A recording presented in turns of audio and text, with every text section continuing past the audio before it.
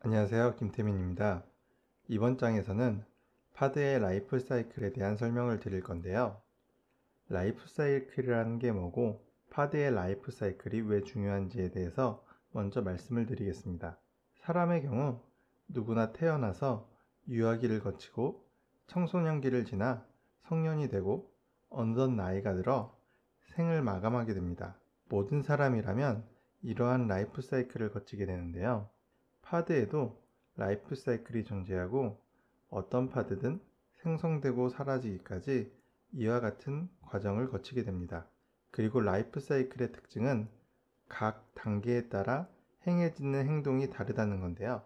파드 역시 해당 단계에 따라 주요 행동들이 있고 앞으로 배울 파드의 리드니스 프로브나 라이브니스 프로브, QoS, 각 폴리시 등 여러 기능들이 파드의 특정 단계와 밀접한 관련이 있기 때문에 우리는 라이프 사이클에 대해서 잘 알아야 되고, 그러기 위해서 내용이 처음엔 다소 복잡해 보일 수도 있지만 강의를 여러 번 듣더라도 꼭 이해하고 넘어가야 됩니다.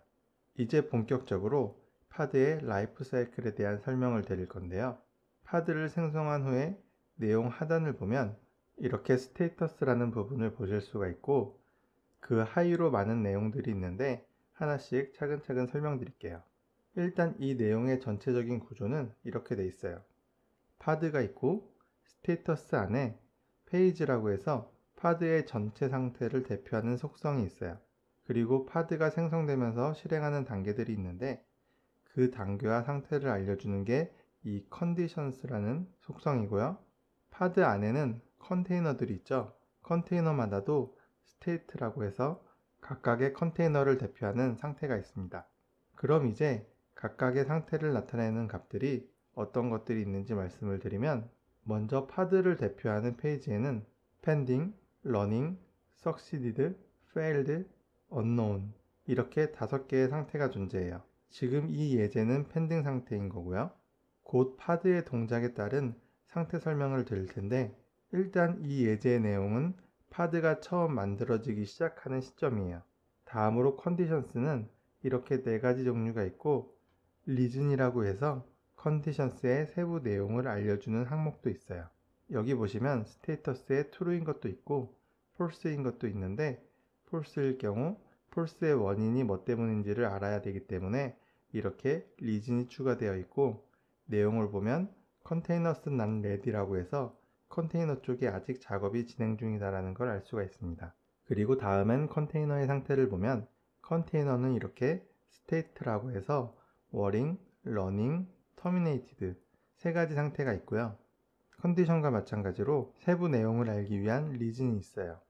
여기 보시면 현재 컨테이너는 waiting 중이고 이유는 컨테이너 creating이기 때문이라고 보이게 됩니다. 그리고 좀 더 파드에 대해서 잘 알게 되면 유추할 수 있는 부분이 이미지 아이디의 값이 없는 걸로 보아 아직 이미지가 다운로드 되지 않았다는 걸 생각할 수 있겠고요. 여기까지가 파드의 라이프 사이클을 잘 알기 위한 스테이터스의 구조였고요.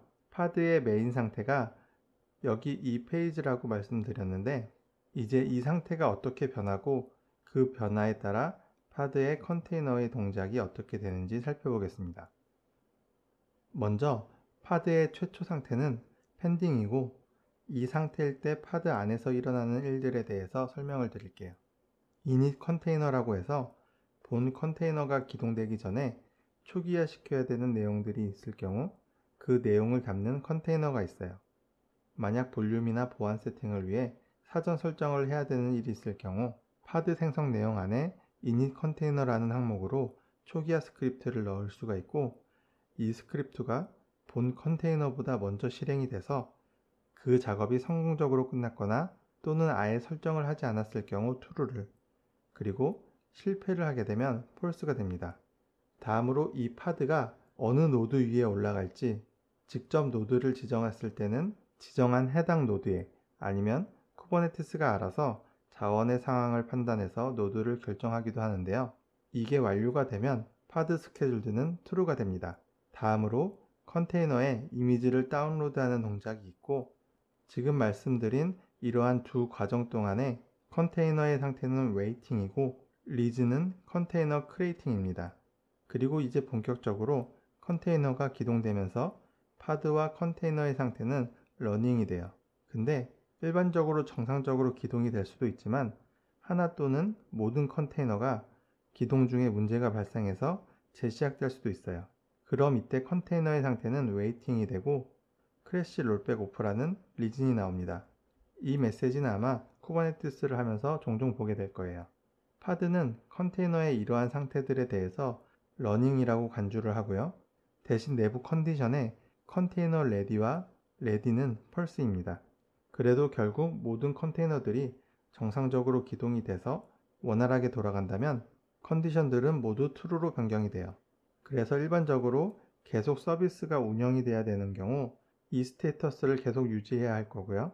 여기서 강조드리고 싶은 부분은 파드의 상태가 러닝이더라도 내부 컨테이너들의 상태가 러닝이 아닐 수도 있기 때문에 파드뿐만 아니라 컨테이너의 상태도 모니터링을 해줘야 됩니다.